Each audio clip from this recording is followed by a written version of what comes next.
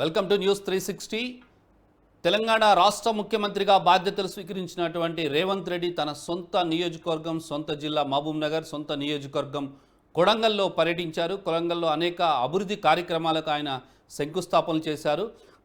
దాదాపుగా మనం చూసినట్లయితే 6.8 కోట్ల అంచనా వ్యయంతో కొడంగల్లో R&B అతిథి గృహానికి నిర్మాణం చేశారు. మరోవైపు 4,369 కోట్ల రూపాయల అంచనా వ్యయంతో శంకుస్థాపన కార్యక్రమాలు చేశారు.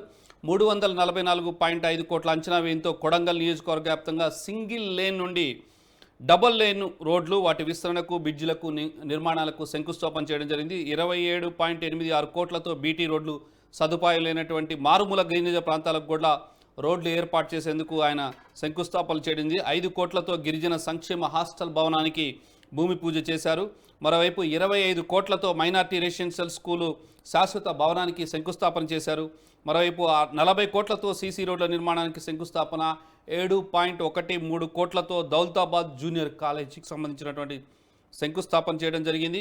25 కోట్లతో నీటూరు గ్రామం, దౌలతాబాద్ మండలం Mahatma Jyotirao Phule BC residential school అనే కాలేజీకి శంకుస్థాపన చేయండి. ఇక చంద్రకల్ గ్రామం, దౌలతాబాద్ మండలంలో నూతన వెటర్నరీ కాలేజీ నిర్మాణానికి శంకుస్థాపన చేయండి. 30 కోట్లతో కోస్కి మండల కేంద్రంలో ప్రభుత్వ ఇంజనీరింగ్ కళాశాలకు శంకుస్థాపన చేయడం జరిగింది. అదేవిధంగా 20 కోట్లతో ముద్దూరు మండలం కేంద్రంలో బాలికల సోషల్ వెల్ఫేర్ రెసిడెన్షియల్ స్కూల్ని ఏర్పాటు చేయడం జరిగింది. మరోవైపు 20 కోట్లతో కొడంగల్ మండల కేంద్రంలో బాలుర సోషల్ వెల్ఫేర్ ఏర్పాటు చేయడం జరిగింది. ఇక 3.99 కోట్లతో దల్వాల్ మండలంలో హుస్నాబాద్ గ్రామంలో 33K11 కేవీ సబ్స్టేషన్ ఏర్పాటు చేయడం శంకుస్థాపన జరిగింది. మొత్తం మీద రేవంత్ రెడ్డి కొడంగల్ పర్యటన సందర్భంగా భారీ జన సమీకరణ చేశారు. మొట్టమొదటిసారి కొడంగల్కి విచ్చేసినటువంటి ముఖ్యమంత్రి రేవంత్ రెడ్డికి ఆ నియోజకవర్గ ప్రజలు ఘన స్వాగతం పలికారు. ప్రస్తుతం కొడంగల్లో జరుగుతున్నటువంటి భారీ బహిరంగ సభలో ముఖ్యమంత్రి రేవంత్ రెడ్డి మాట్లాడుతున్నారు. అది లైవ్ చూద్దాం.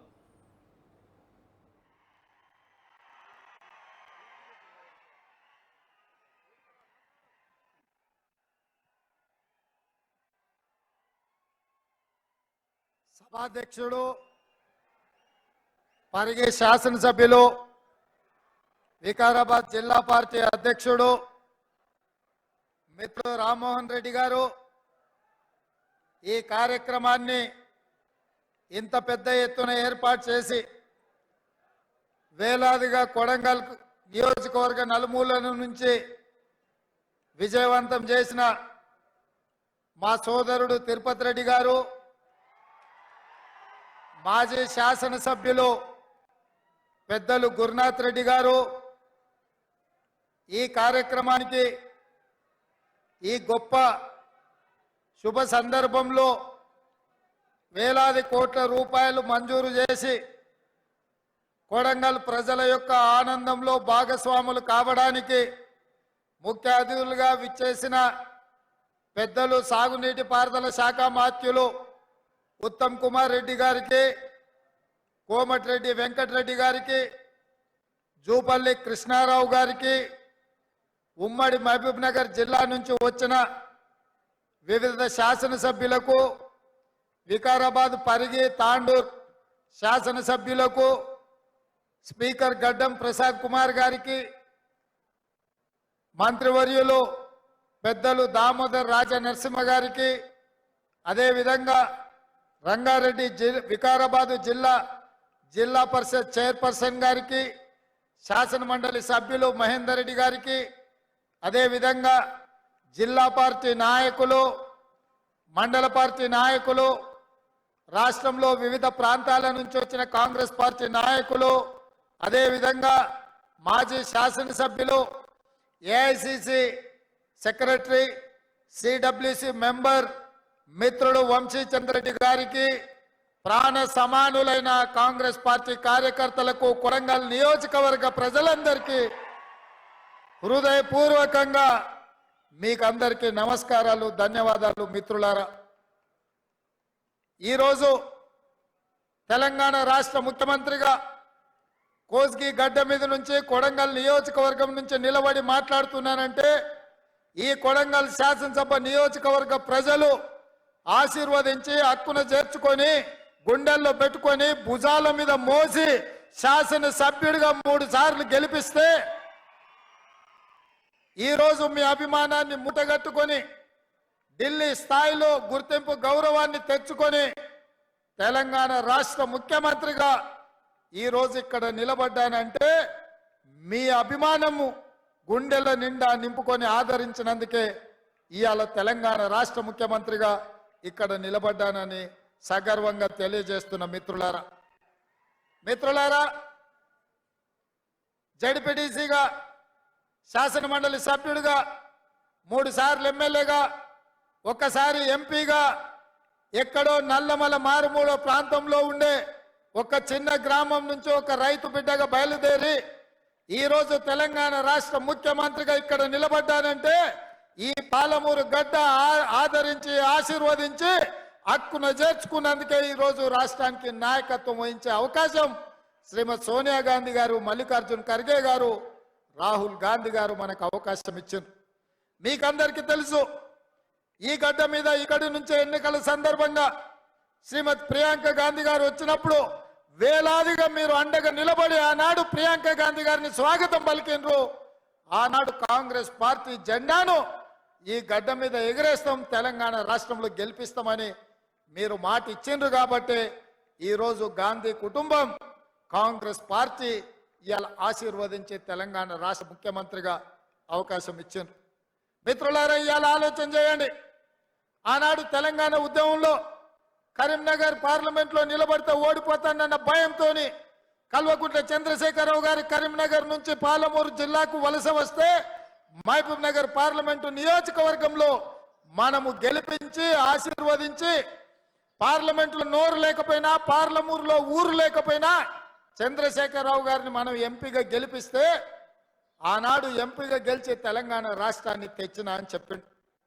నేను అడుగుతున్న ఇవాళ ఈ వేదిక మీద నుంచి మాజీ ముఖ్యమంత్రి కల్వకుంట్ల చంద్రశేఖరరావును, ఆనాడు ఎక్కడి నుంచో వలస వచ్చిన నిన్ను వివిధ ప్రాంతాలకు తట్ట పని, పార పని, మట్టి పని, బొగ్గుబాయి, దుబాయ్ లాంటి వలసలు పోతున్న మా జిల్లా ప్రజలు వలస వచ్చిన నిన్ను పార్లమెంటు సభ్యుడిగా గెలిపిస్తే తెలంగాణ రాష్ట్రం వచ్చిన తర్వాత 10 సార్లు ముఖ్యమంత్రిగా ఉన్నావు కదా, మా ప్రాంతానికి ఏమైనా చేసినవా?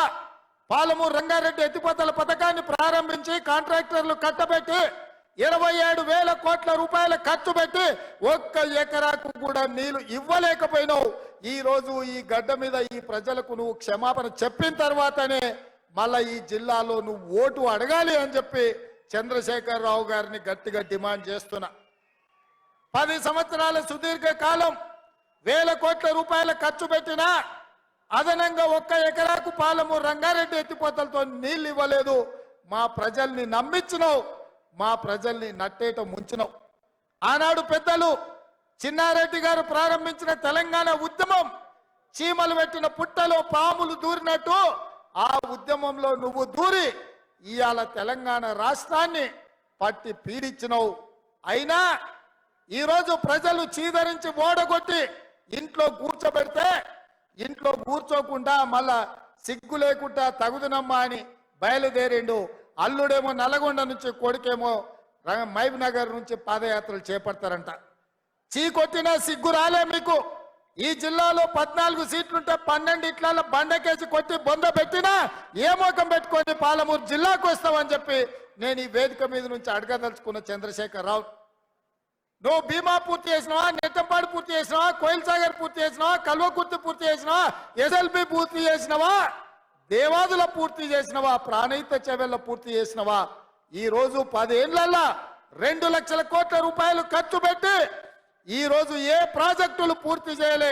ఉమ్మడి రాష్ట్రంలో సమైక్య పాలనలో జరిగిన అన్యాయానికంటే, ఆనాడు జరిగిన నీళ్ల దోపిడీ కంటే నువ్వు ముఖ్యమంత్రి అయిన తర్వాతనే తెలంగాణకు తీరని నష్టం జరిగింది.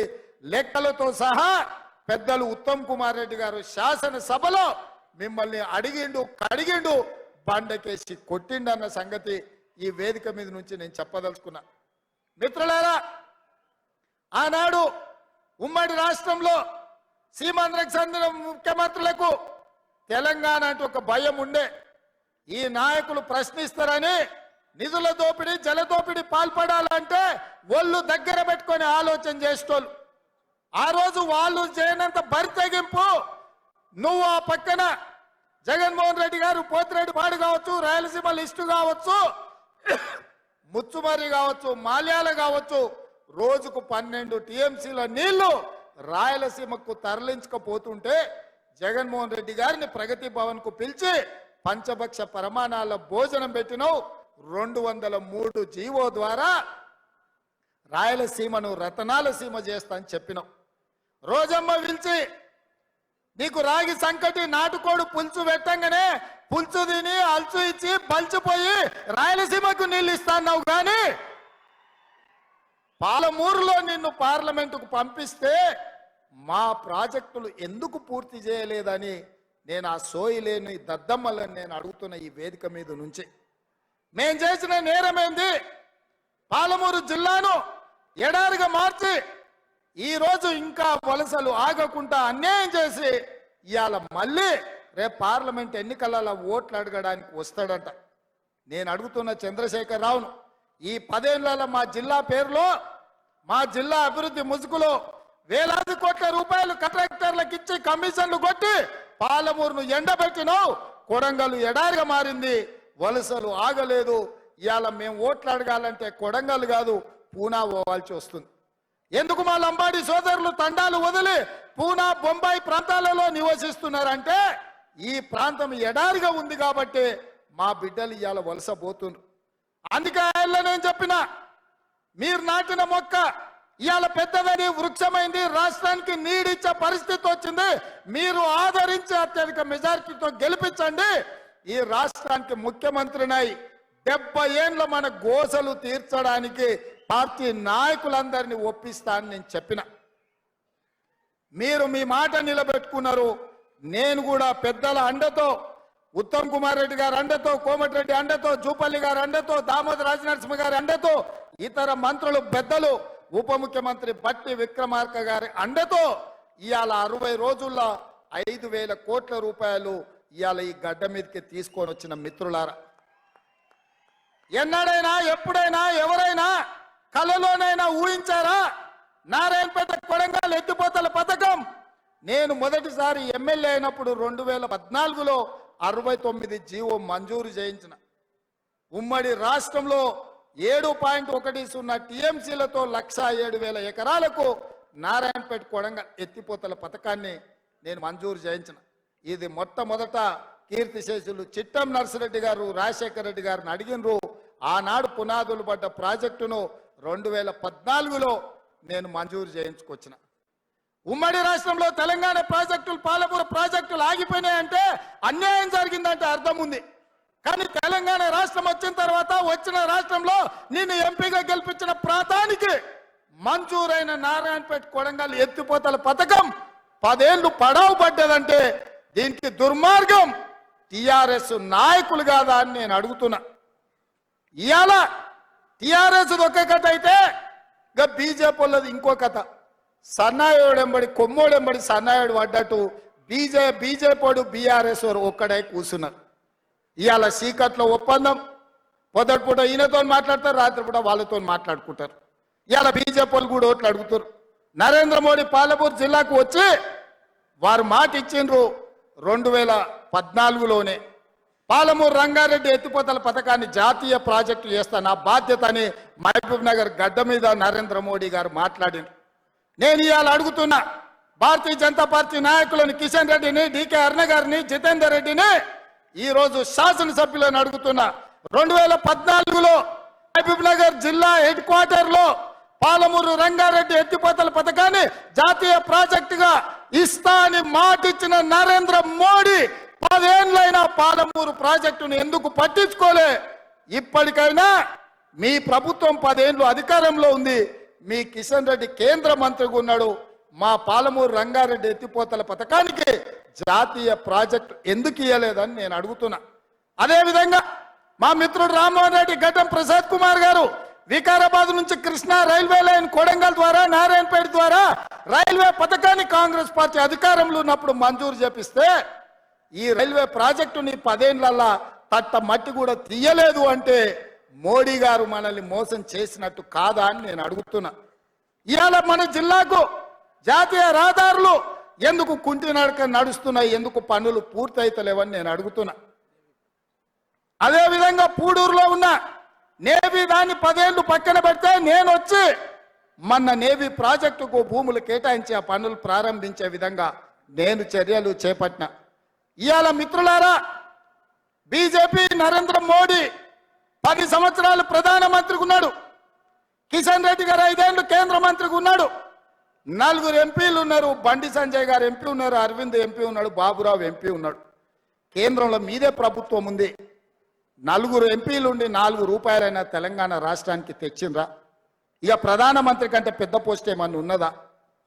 ఈ దేశంలోనే అత్యున్నతమైన పదవి ప్రధానమంత్రి పదవి. ఆ ప్రధానమంత్రి అభ్యర్థి పాలమూరుకు వచ్చి పాలమూరు సభలో నాకు అండగా నిలబడండి, పాలమూరు రంగారెడ్డి ఎత్తిపోతల పథకాన్ని జాతీయ ప్రాజెక్టు చేస్తా అని మాట ఇచ్చాను. 10 ఏళ్ళైనా ఎందుకు పడికేసిందో డికే అరుణ గారు, జితేందర్ రెడ్డి గారు ఇవాళ సమాధానం చెప్పాలి. మీరు ఏ రకంగా 10 ఏళ్ళు ప్రధానమంత్రిగా ఉన్నా పాలమూరుకు ప్రత్యేకంగా నిధులు ఇవ్వలే, ప్రాజెక్టులు ఇవ్వలే, పరిశ్రమలు ఇవ్వలే, అభివృద్ధి అడుగంటి పోతే ఒక్కనాడు ప్రశ్నించలే. మరి ఇవాళ ఏ విధంగా మీరు ఈ జిల్లాలో ఓట్లు అడుగుతారు, సీట్లు గెలిపించమని అడుగుతారని నేను అడుగుతున్నా. ఆనాడు కాంగ్రెస్ లో ఉన్నప్పుడు వాళ్ళకు పదవులు ఇచ్చిండ్రు, మంత్రి పదవులు కట్టబెట్టారు. పార్టీని మోసం చేసిన వాళ్ళు కూడా ఇవాళ మళ్ళీ గెలిపించమని అడుగుతారు. అందుకే మిత్రులారా, ఇవాళ కొడంగల్ శాసనసభ నియోజకవర్గ ప్రజలకు ఒక్క మాట నేను ఇవ్వదలుచుకున్నా. ఈ రోజు నారాయణపేట కొడంగల్ ఎత్తిపోతల పథకం కావచ్చు, మెడికల్ కాలేజ్ కావచ్చు, పారామెడికల్ కాలేజ్ కావచ్చు, నర్సింగ్ కాలేజ్ కావచ్చు, ఇంజనీరింగ్ కాలేజ్ కావచ్చు, మహిళా డిగ్రీ కాలేజ్ కావచ్చు, దౌలతాబాద్ బొమ్మరాజ్పేటలో జూనియర్ కాలేజీలు కావచ్చు, అదే విధంగా కొడంగల్లో వెంకటేశ్వర స్వామి మందిరం అభివృద్ధి కోసం 16.5 కోట్ల రూపాయలు మంజూరు చేయించడం, కోస్గిలో వేణుగోపాల స్వామికి 2 కోట్ల రూపాయలు మంజూరు చేయించడం, మద్దూరులో రెసిడెన్షియల్ కాలేజ్ మద్దూరు అభివృద్ధి కోసం ఇవాళ నిధులు మంజూరు చేయించడం, దౌలతాబాద్ లో బీసీ రెసిడెన్షియల్ కాలేజ్ కి మంజూరు చేయించడం, జూనియర్ కాలేజ్ మంజూరు చేయించడం. మిత్రులారా, ఇవన్నీ మీరు ఆశీర్వదించడం వల్ల, మీరు అండగా నిలబడడం వల్ల ఇవాళ 5,000 కోట్ల రూపాయలతో అభివృద్ధి పనులు మొదలైనవి. కృష్ణా నది జలాలను ఇవాళ కొడంగల్లు ప్రతి రైతుకు అందించడానికి మా ప్రభుత్వం చర్యలు చేపట్టింది. ఇదంతా ఎందుకు జరిగిందంటే మీరు అండగా నిలబడ్డారు కాబట్టి, మీరు కాంగ్రెస్ పార్టీని గెలిపించారు కాబట్టి ఇవాళ ఈ అభివృద్ధి కార్యక్రమాలు చేపట్టినాం. అందుకే ఇవాళ 5,000 కోట్లతో వచ్చిన రాబోయే పార్లమెంట్ ఎన్నికల్లో కొడంగల్ శాసనసభ నియోజకవర్గం నుంచి 50,000 ఓట్ల మెజార్టీ ఇవ్వండి, మళ్ళీ 5,000 కోట్ల రూపాయలు తెచ్చే బాధ్యత కాంగ్రెస్ పార్టీ తీసుకుంటుంది. వేదిక మీద ఉన్న పెద్దలు తీసుకుంటారు, మిత్రుడు వంశీచంద్ర రెడ్డి తీసుకుంటాడు.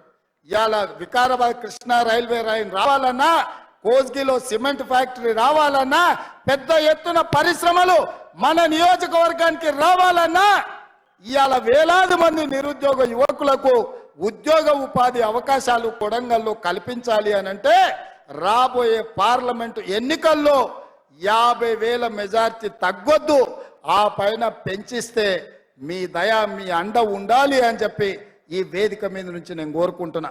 ఎందుకు గెలిచిన తర్వాత ముఖ్యమంత్రి అయినాక 60 రోజుల తర్వాత ఎందుకు వచ్చినా అంటే వేలాది కోట్ల రూపాయలు తీసుకొని వచ్చి మీ మధ్యలో ఈ సంతోషాన్ని పంచుకోవాలని, మీ సోదరుడుగా, మీ అన్నగా, మీ బిడ్డగా ఈ రాష్ట్రంలో ఎన్నో బాధ్యతలు నెరవేరుతూ తండాలలో, గూడాలలో, మారుమూల పల్లెల్లో ప్రతి పేదవాడి తలుపు తడుతూ, ప్రతి పేదవాడి గుండె చేరుతూ ఇవాళ కాంగ్రెస్ పార్టీని నడిపించాల్సిన బాధ్యత పిసిసి అధ్యక్షుడిగా, రాష్ట్ర ముఖ్యమంత్రిగా ఒక బరువైన బాధ్యత ఉన్నది.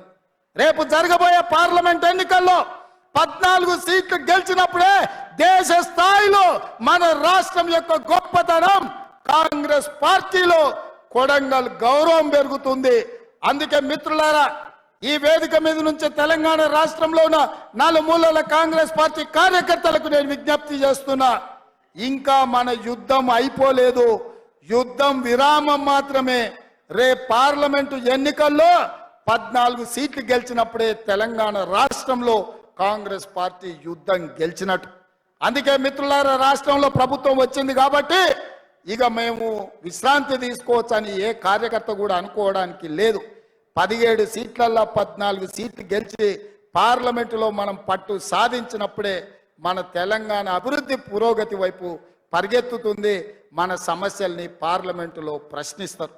అందుకే మిత్రులారా, ఇవాళ మన తెలంగాణ ప్రజల తరఫున నిలబడాలి, కొట్లాడాలి అంటే బీఆర్ఎస్ బీజేపీ కుట్రల్ని తిప్పి కొట్టాలి.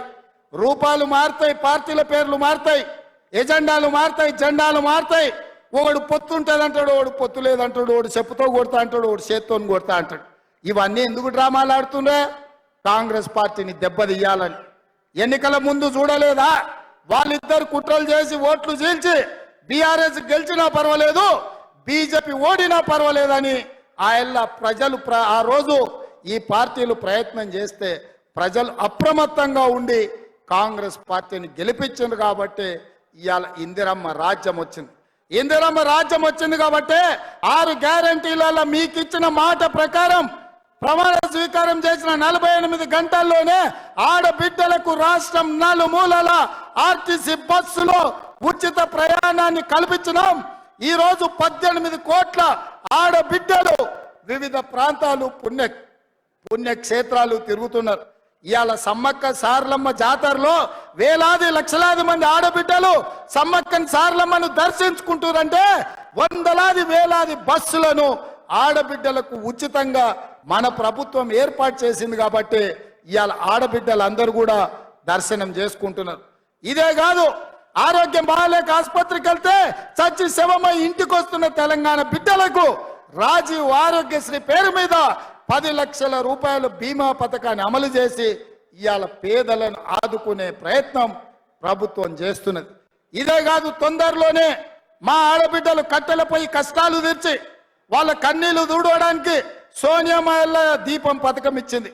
400 రూపాయలకే సిలిండర్ వస్తే మోడీ కేడీ కలిసి 1200 రూపాయలు చేసారు సిలిండర్. అందుకే ఎన్నికలప్పుడు మాట ఇచ్చినాం, 500 రూపాయలకే ఆడబిడ్డలకు మీ ఇంటికి సిలిండర్ తెచ్చి ఇస్తామని చెప్పినాం. రాబోయే వారం రోజుల్లో మీకు 500 రూపాయలకే సిలిండర్ ఇచ్చే బాధ్యత మన ప్రభుత్వం తీసుకుంటుంది. గట్టిగా చప్పట్లు కొట్టి ఆడబిడ్డలందరికీ కూడా తెలిసే విధంగా మీరు చెప్పండి. అదే విధంగా వ్యవసాయానికే ఉచిత కరెంటు కాదు, పేదవాడి ఇంటికి కూడా ఉచితంగా కరెంట్ ఇవ్వాలని, పేదవాడి కరెంటు బిల్లుతో కష్టాలు పడొద్దన్న ఆలోచనతోని 200 యూనిట్ల వరకు ప్రతి పేదవాడి ఇంటికి తెల్ల రేషన్ కార్డు ఉన్నవాడికి ఉచిత విద్యుత్తును ఇండ్లకు ఇవ్వాలని ఆనాడు మేము మాటిచ్చినాం. వారం రోజుల్లోనే ప్రతి పేదవాడి ఇంటికి 200 యూనిట్ల వరకు ఉచిత కరెంట్ ఇవ్వాలని ఇవాళ మన ప్రభుత్వం నిర్ణయం తీసుకుంది. పెద్ద ఎత్తున చప్పట్లు కొట్టండి అని చెప్పి మా కొడంగల్ ప్రజల్ని నేను కోరుకుంటున్నా. మిత్రులారా, ఇచ్చిన 6 గ్యారంటీలలో 4 అమలు చేస్తున్నాం. రాబోయే రోజుల్లో రైతు రుణమాఫీ విషయంలో, రైతు భరోసా విషయంలో ప్రతి రైతును ఆదుకునే బాధ్యత మీకు ఆల్రెడీ రైతు బంధు పథకం మీ ఖాతాలలో వేస్తున్నాం. వచ్చే నెల 15 తారీఖు లోపల అందరికీ రైతు భరోసా, రైతు బంధు చేరుతుంది. ఏ ఒక్క రైతుకు బకాయి లేకుండా పూర్తిగా మీకు డబ్బులు ఇచ్చే బాధ్యత మన ప్రభుత్వం తీసుకుంటుంది. రాబోయే తొందరలోనే మంచి రోజులు రాబోతున్నాయి. రైతులకు మాట ఇచ్చిన ప్రకారం మీ 2 లక్షల రూపాయల రైతు రుణమాఫీ చేసే బాధ్యత, రైతుకు రుణ విముక్తి చేసి అప్పుల బాధ నుంచి తప్పించే బాధ్యత మన ప్రభుత్వం ఇందిరమ్మ రాజ్యంలో చర్యలు చేపడుతుందని చెప్పి ఈ సందర్భంగా మిత్రులకు తెలియజేస్తున్నా. మిత్రులారా, ఈరోజు ఆర్టీసీ బస్సులో మహిళలకు ఉచితంగా ప్రయాణం జరగాలన్నా, రాజీవ్ ఆరోగ్యశ్రీలో 10 లక్షల రూపాయలు మీకు పరిహారం రావాలన్నా, 500 రూపాయలకే సిలిండర్ రావాలన్నా, 200 యూనిట్లు ఉచిత కరెంటు రావాలన్నా, రైతులకు 2 లక్షల రూపాయల రైతు రుణమాఫీ జరగాలన్నా మనం ఏం చేయాలి మిత్రులారా? ఏం చేయాలి? ఏం చేయాలి? ఏం చేయాలి? గట్టిగా, ఇంకా గట్టిగా, ఇంకా గట్టిగా ఢిల్లీలో ఉన్న మోడీకి వినిపించాలి, గల్లీలో ఫామ్ హౌస్ లో వండుకున్న కేడీకి కూడా వినిపించాలి కొడంగల్ గలం. అందుకే మిత్రులారా, రాబోయే పార్లమెంటు ఎన్నికల్లో 14 పార్లమెంటు సీట్లను ఈ తెలంగాణ గడ్డ మీద నుంచి గెలిపించాలి. మీరందరు సిద్ధమేనా? సిద్ధమన్న వాళ్ళందరూ చేతులు పైకెత్తండి. సిద్ధమేనా? సిద్ధమేనా? సిద్ధమేనా? సిద్ధమేనా? సిద్ధమేనా? జై కాంగ్రెస్, జై జై కాంగ్రెస్. మిత్రుడు సోదరుడు వంశీచంద్రెడ్డిని ఆశీర్వదించాల్సిందిగా ఈ కొడంగల్లో 50,000 తగ్గకుండా ఆ పైన మెజార్టీ ఇవ్వాల్సిందిగా కోరుకుంటూ మీ బిడ్డగా ఎప్పుడు మీ గౌరవాన్ని నిలబెట్టే విధంగా ప్రయత్నం చేస్తా.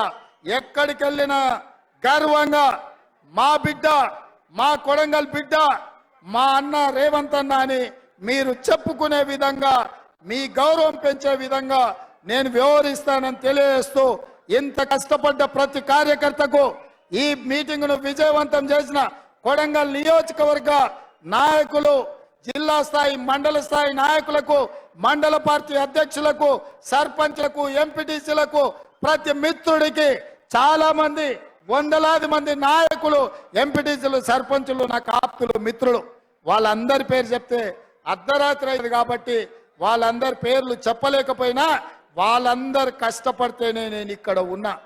ఎప్పటికీ గుర్తు పెట్టుకుంటా, ఈ ప్రాంతాన్ని అభివృద్ధి పదం వైపు నడిపిస్తా. ఇప్పటి వరకు బడికోవాలన్నా, గుడికి పోవాలన్నా, కాలేజీకి పోవాలన్నా, ఇంజనీర్ కావాలన్నా, డాక్టర్ కావాలన్నా, ఏది కావాలన్నా ఇతర ప్రాంతాలకు పోయేది మనం. మరి ఇవాళ ఎవరు రాష్ట్రంలో చదువుకోవాలన్నా మన కొడంగల్కి వచ్చేటట్టు అన్ని మంజూరైనాయి. మనకు మంచి రోజులు వచ్చినాయి. మనం ఉజ్వల భవిష్యత్తు ఉంది. మీ అందరినీ కాపాడుకునే బాధ్యత కాంగ్రెస్ పార్టీ తీసుకుంటుంది. ఎల్లవేళలా మీకు అందుబాటులో తిరుపతి రెడ్డి గారు ఉంటారు, పెద్దలు గురునాథ్ రెడ్డి గారు ఉంటారు, మండల స్థాయి నాయకులు ఉంటారు. ఇప్పుడు స్పెషల్ ఆఫీసర్ను కూడా పెట్టుకున్నాం. కొడంగల్లో ఆఫీస్ ఉంది. ఏ సమస్యలు ఉన్నా అక్కడికి వెళ్ళండి. మీరు అక్కడ ఏ కాగితం ఇచ్చినా నాకు చేరుతుంది. ఆ సమస్యల్ని పరిష్కరించే బాధ్యత నేను తీసుకుంటా అని చెప్పి తెలియజేస్తూ మీ అందరి దగ్గర సెలవు తీసుకుంటున్నా. జై కాంగ్రెస్, జై జై కాంగ్రెస్. హస్తం గుర్తుకే, హస్తం గుర్తుకే. ధన్యవాదాలు మిత్రులారా.